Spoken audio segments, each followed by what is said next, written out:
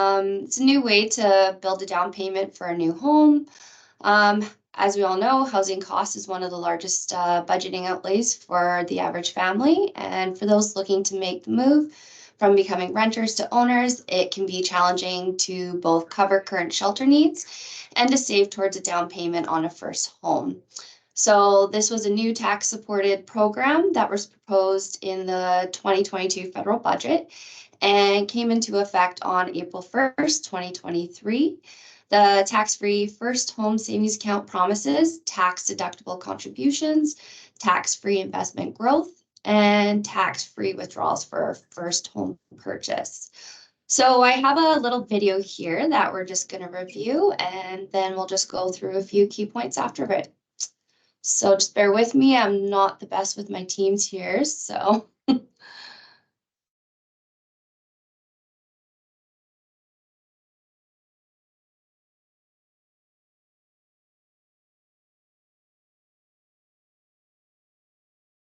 And Jackie, bear with, how do I put my audio back on again? I think it's share audio. There we go. Yeah. Okay, I think this is gonna work. Good morning, Jeff here with this week's Market Minute. Are you or a loved one looking to buy your first home? Or maybe you have a child who are thinking about getting into the housing market for the first time? If so, you'll want to learn more about the First Home Savings Account, or FHSA. Today, I'll be reviewing everything that you need to know about this new savings account. So, what is the FHSA? The FHSA is a new registered savings account that aims to help Canadians save for their first home. The account was announced in the 2022 federal budget and will be available to the public as of April 1st of this year. What it does is that it allows prospective new home buyers to contribute up to $8,000 per year tax-free with a maximum lifetime contribution limit of $40,000. And don't worry, if you don't use the full $1,000 per year, you don't lose it. You can actually carry forward any unused contribution amount to be used in later years, subject that it's still under the lifetime $40,000 limit. So who can open an account? To open an account, you must be a resident of Canada, you must be 18 years of age and not turning 72 or older during the year you open the account, and you must be a first-time home buyer, meaning you or your spouse or your common law partner did not own a home that you lived in as your principal residence before you opened the account or 4 years prior to opening the account. Now, one of the really cool things about the FHSA is that it acts a lot like an RSP. Like an RSP, contributions to the FHSA are tax deductible in the years that the contributions are made. If you contribute to an FHSA, you do not actually have to claim the tax deduction in the exact same year. This may be a useful strategy for younger savers who may want to use the tax deductions against future years where their taxable income may be a little bit higher. What happens to the growth of the funds inside the account? Another feature similar to an RSP is that any growth that occurs inside the FHSA is tax sheltered. What is really cool is that when you take the money out of a qualifying home purchase, it acts more like a tax-free savings account in that upon redemptions, the growth is provided to the owner tax-free. So what happens if I don't end up buying a home or don't use all of the funds? If you do not use the full amount of the FHSA or don't use the funds to purchase a house after 15 years, you can then transfer this sum of money to an RRSP or a RIF. If the funds are transferred to an RRSP or a RIF, they do not reduce or limit your available RRSP contribution room. Essentially, this allows investors to gain access to another $40,000 of RRSP savings room, which can grow, again, tax sheltered. So to wrap things up, the FHSA is a great account for individuals who are looking to purchase their first home. I really like the account because it combines all the benefits of an RSP in terms of tax deductibility and tax sheltered growth with the benefits of a tax-free savings account when you can take the money out tax-free, all under one roof. Now, I know I've gone through this relatively quickly. Check out the link below from fidelity.ca for more details. Or as always, please feel free to reach out to me directly if you have any questions. That's it for this week's Market Minute. I hope you join me next week. Take care.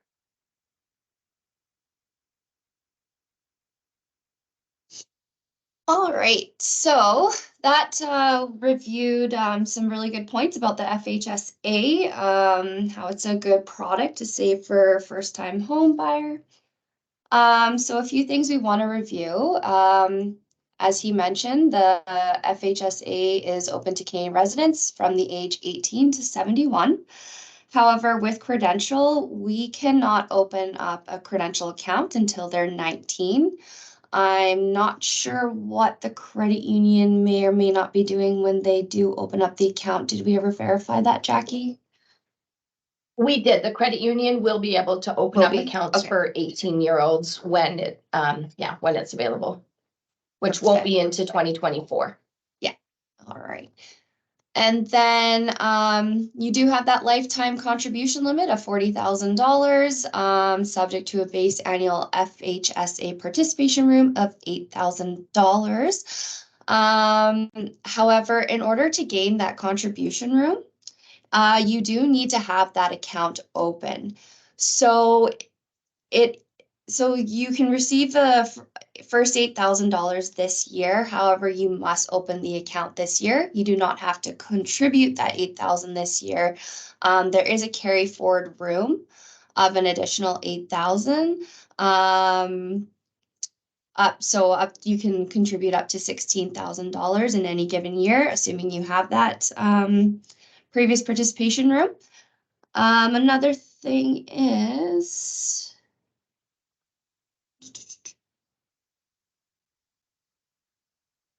so I think basically the key points, once you're 19, you can go ahead and open up this account, and then make sure anyone that is interested in this, I would highly recommend tell them to contact me, and then we'll book them that appointment to go ahead and we can get that set up for them.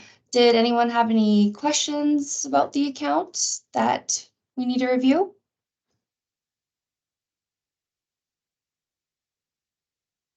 I had one question. Yeah. Perfect. He noted in the video that you could defer the tax deduction. How long can you defer it for? Any of the following years. There is no time frame as to when you can use that deduction. Thanks. And I think one of the main parts that we want to hit on is, which I didn't know, is if you don't open an FHSA account this year, you don't get the room for this year. So you don't have to put any money into it this year. You just actually have to physically open the account. And once the account is open, now you obtain that room for this year. So it's important for people who are looking to purchase a house in the near future. If they're like, 6-7 years off, that this year might not be that important to them. But if it is a shorter term goal, then they're going to want to open the account in 2023. Exactly. Don't know if we have any more questions.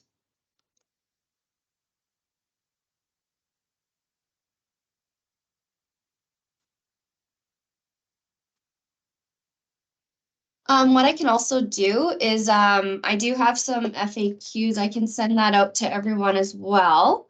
And then if you have any further questions, you can reach out to me at any time and we can review that for you. I guess my question is there a reason why we're doing it through not on the banking floor? Or is this I think they just don't have it. floor thing? Yeah, they just don't have it set up on the system yet. At one point, you guys will be able to do that, which might be a good idea at some point. With FHSA, as he was saying, you can invest in a savings account, you can invest in a mutual fund. Mm-hmm. I mean, that's all going to be dependent on what works best for the client. If they're intending on buying a home in the next few years, it wouldn't make sense to put them in the market. But we do have other products we can offer, so. Okay.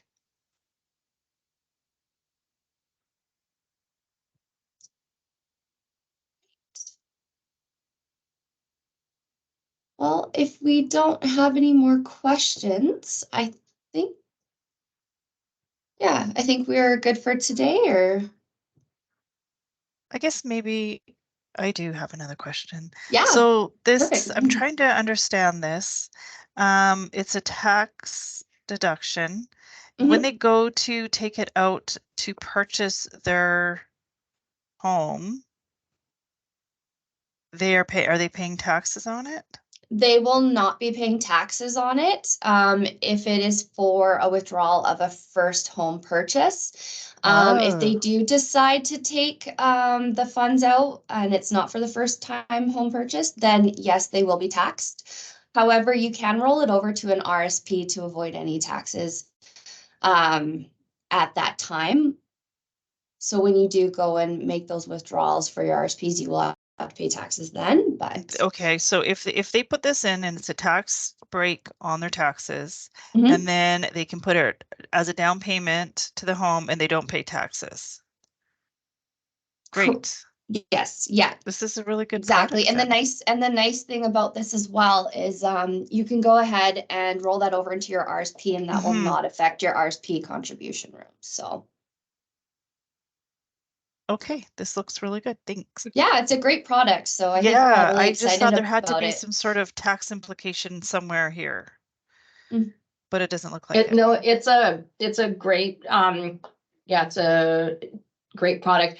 I think it was in there, but maybe also just a little reminder, you can also do the first time home savers account and the first time home buyers. So if you had lots of money in an RSP as well, and then you started your first time home savers, you can actually use both of the programs. The first time home buyers is you have to repay the money back into the home, into your RSP, whereas this one, you don't have to repay the money back.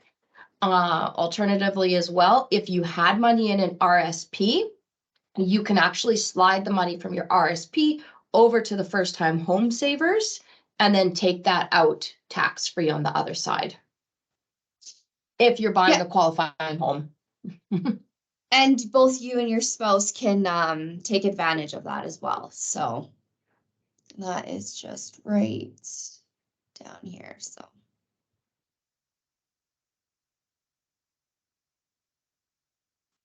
All right. Yeah, if that's everything, then again, feel free to give me a call at any time or send me an email if you have any further questions. And I can send this little tidbit over to everyone too. It has some really useful information. So okay, well, thanks for joining us today, everyone. Have a great Tuesday. Thank Thank you. you. I know. Thanks, Dia. Thanks, Jackie.